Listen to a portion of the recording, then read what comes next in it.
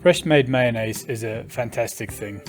It's not as complicated as you might think it is, and it's not really as much of a hassle as you might think it is.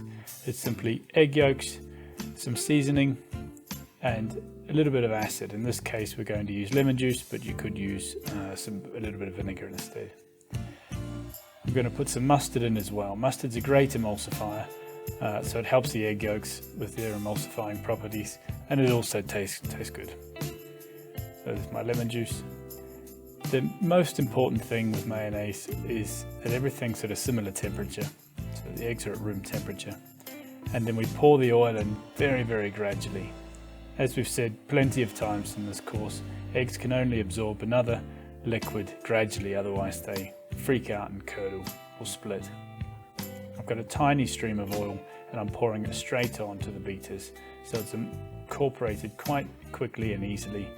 As the mayonnaise starts to thicken, I can go a little bit faster, but easy does it, it's the way forward.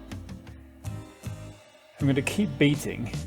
I haven't got a strict recipe for the amount of oil that goes in, because depending on the size of the eggs or the density of the oil, it might take a little bit more or a little bit less. All you need to know is that you keep pouring the oil in until the mayonnaise is as thick as you'd like. If you want it quite thin, you can stop a bit earlier.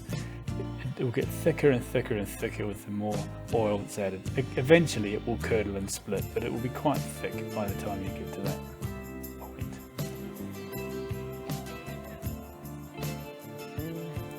What is important is the oil that you're using. Straight olive oil can be quite bitter and will ruin the mayonnaise, so I like to use a mix of olive oil and vegetable oil and taste it, because it's the main ingredient in this mayonnaise, so too much olive oil might be a little bit overpowering.